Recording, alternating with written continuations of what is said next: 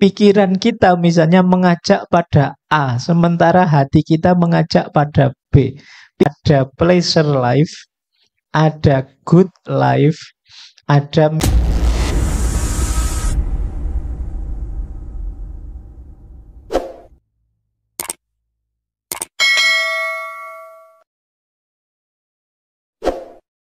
Tolong dibantu untuk pencurhat pertama dan kedua, silakan angkat tangan, tolong dibantu.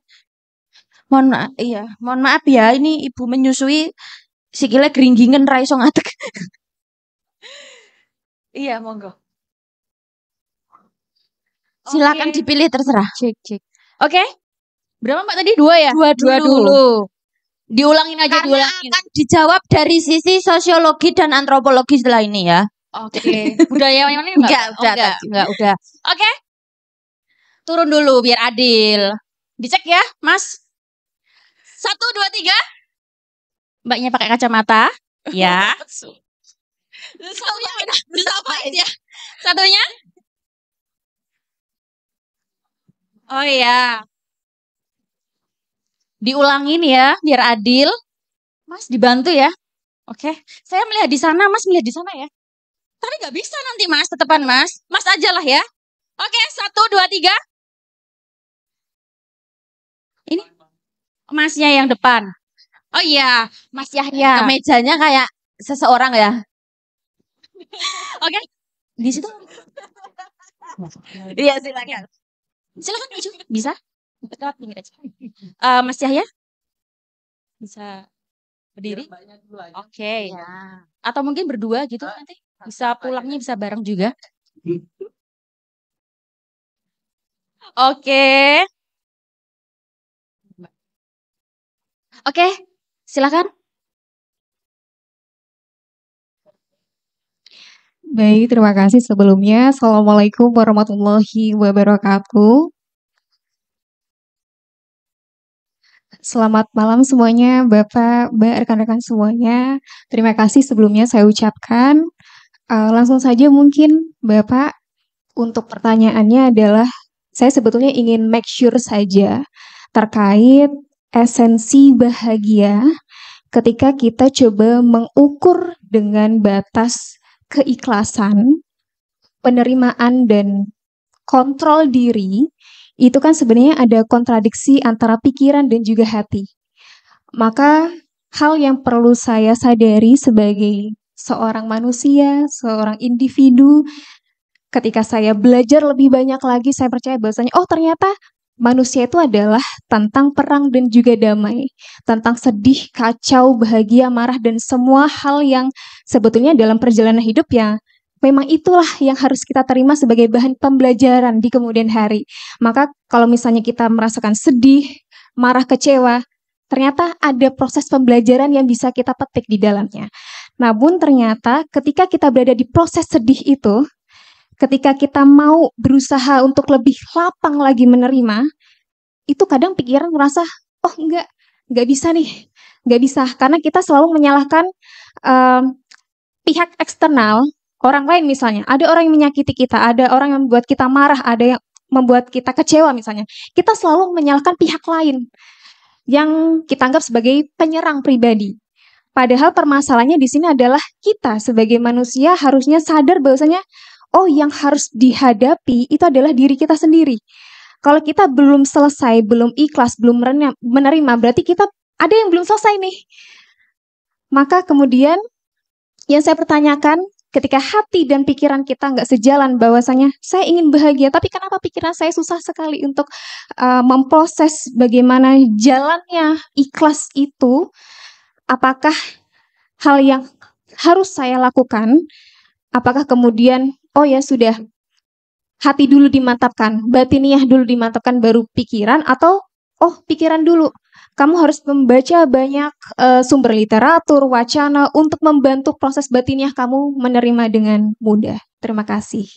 Mbak siapa dari mana? Saya Afika dari Jember, tapi sekarang lagi magang di Sleman. Oke, terima kasih Mbak Afika. Ya. Oke, untuk penanya yang kedua.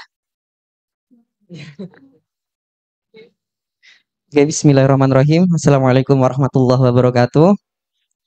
Oke. Oke, ini mungkin ketiga kalinya saya menanyakan sesuatu kepada Pak Faiz karena saya juga alhamdulillah sering mengikuti kajian beliau. Mungkin untuk yang sekarang Pak Faiz saya ingin menanyakan perihal ucapan jenengan. Jenengan pernah mengatakan bahwasannya kamu tidak akan pernah bahagia kalau kamu terus mencari tahu apa kebahagiaan itu. Seperti itu Pak Faiz. Kemudian sedangkan ada pepatah lain, kamu tidak akan bahagia kalau kamu tidak mengetahui apa makna kebahagiaan itu. Seperti itu Pak Faiz. Mungkin dari dua makna tersebut nggih Pak Faiz bisa dijelaskan nggih. Apa sih sebenarnya esensial dari perkataan Pak Faiz, kamu tidak akan pernah bahagia ketika kamu terus mencari tahu apa itu kebahagiaan. Seperti itu. Wekah aku nek mumet-mumet gitu. Oke, mungkin itu aja yang dapat saya tanyakan. Jazakumullah khairan katsir. Ya, Mas siapa tadi, Mas? Saya Mas Yahya dari Jember. Oh iya, Mas Yahya, makasih. Loh, kok wah Jember Connection loh, guys. Nggak jajan loh. Ini hanya Allah yang bisa mengatur loh. Monggo. Bapak dulu aja. Monggo. Turnuwun, ini teman-teman Jember ya. Saya 3 tahun di Jember. Iya. Zaman saya SMA saya man di Jember. Nggih. Oh, adik kelas ya. Iya. Mohon maaf. Filsus Oh, nggak bisa iya. bagi-bagi jabatan. Nah, Ya, nggak guna. makanya enggak boleh macam-macam sama kakak kelas. Nanti kualat. Baik. Saya jawab senyampainya nggih. Yang pertama Mbak Afita. Ini kegelisahan, mungkin banyak teman-teman muda ya. Gelisah karena ideal yang diinginkan tidak jalan dalam kenyataannya. Itu mungkin sebagian besar kita juga begitu ya. Pinginnya seluar biasa teori-teori di buku. Tapi begitu turun dalam kenyataannya terus kok ya abot ya. Ndak sesederhana ketika diceramahkan dan diteorikan. Ada beberapa tips, mungkin banyak kalau di dalam buku ya dari semua tokoh-tokoh tadi. Makanya kenapa sih hampir semua baunya kok menyuruh kita misalnya tadi diawali dari pengetahuan dulu. Karena ya hampir semua itu mengidealkan bahagia itu nanti wujudnya adalah semacam optimalisasi daya jiwa kita. Di mana akal kita berperan optimal, hati kita berperan optimal, semuanya dalam the best version-nya, fungsi yang ada dalam diri kita, mungkin termasuk hormon-hormon dan lain sebagainya tadi. Cuma untuk bisa ke sana tentu saja sangunya adalah pengetahuan, ilmunya. Makanya benang merahnya sebenarnya di situ tadi hubungannya kenapa hampir semua pengetahuan. Cuma memang dalam prakteknya kadang-kadang tidak sesederhana teorinya. Kita ingin A, kenyataannya B. Maka misalnya di situ Ki Ageng Surya Mentarem punya konsep namanya meruhi gagasane dhewe. Meruhi gagasane dhewe itu kita tidak sekedar mencari teori keluar untuk menemukan kunci kebahagiaan kita atau menemukan solusi dari problem kita. Tapi ayo kita baca ke dalam. Pikiran kita misalnya mengajak pada A, sementara hati kita mengajak pada B. Pikiran ngajak pada A itu mestinya ya ada alasannya. Ada dasarnya. Di situ pentingnya meruhi gagasane dhewe tadi. Saya pinginnya sabar, tapi tiap hari kok ngamuk terus saya itu ya. Akarnya apa ya? Ini namanya berhubungan dengan tadi meruhi gagasane dhewe. Mungkin situasi kah? Mungkin memang pasangan saya ini memang gitu bikin tiap hari muangkel saja. Ketemu akar-akarnya. Kenapa ya saya itu pinginnya kayak tadi Mas Abraham freedom bebas, tapi begitu hidup sehari-hari kok rasanya disuruh ini, disuruh itu, terus harus ini, harus itu. Pingin bebas tapi takut, itu mungkin ada akarnya. Mungkin di pendidikan kah, mungkin di gaya hidup kita. Nah, itu pentingnya kita tahu akarnya dulu. Kenapa bisa begitu? Kalau ketemu akarnya kan nanti bisa diatur ulang. Ya memang mungkin prosesnya tidak sesimpel apa kita berteori, kita bikin revolusi segera enggak gampang. Tapi ya pelan-pelan. Kalau di psikologi ada istilah habituasi, pelan-pelan kita cocokkan, kita sesuaikan. Kan seperti tiba-tiba saya teringat hadis itu ya. Enggak apa-apa ya biar kayak pengajian beneran. Ono hadis. Jadi ada persis seperti Mbak Afida tadi, ada seorang sahabat itu yang gelisah. Dia ini setiap kali mendengarkan ceramahnya Nabi itu semangatnya meluap-luap. Setelah ini saya mau jadi orang soleh. Setelah ini saya mau tobat terus wah tahajud, sholat malam dan sebagainya. Tapi begitu pulang ketemu anaknya, ketemu istrinya, kembali ke settingan awal. Jadi balik lagi kayak biasanya, kayak kayak asalnya. Itu kayak kita lah kalau nonton ustadz-ustadz itu astagfirullah saya. Tapi ya begitu ketemu konconena ya kumat meneh. Nah, zaman sahabat ternyata ada yang begitu. Sampai sahabat ini merasa, wah jangan-jangan saya munafik ini. Istilah kan populer itu ya. Orang menyebut kita munafik, jangan-jangan. Dia juga merasa, jangan-jangan saya munafik ya. Sudah pingin jadi orang baik, tapi tidak jalan. Tapi begitu ditanyakan pada Rasulullah, jawabannya apa? Kata Rasulullah, wahai sahabat, kalau tidak salah namanya Khandolah. Kata Rasulullah, saatan-saatan.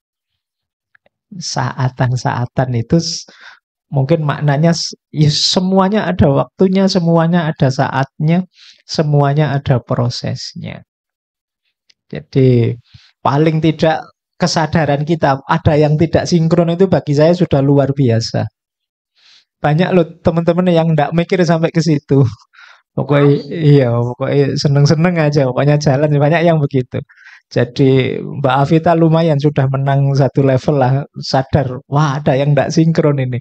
Itu ada yang tidak beres ini, bagi saya sudah lumayan. Karena penting memang bagi kita menyisihkan waktu sebentar menyadari proses-proses yang ada dalam diri kita. Jadi itu ya strateginya. Mari kita sadari dulu akarnya. Kenapa kok saya bisa beda prakteknya dengan ideal yang saya inginkan? Kalau sudah ketemu ya, kalau memang ingin berubah ya perlu adjustment, penyesuaian. Dan tidak usah khawatir, manusia itu bukan makhluk yang harga mati.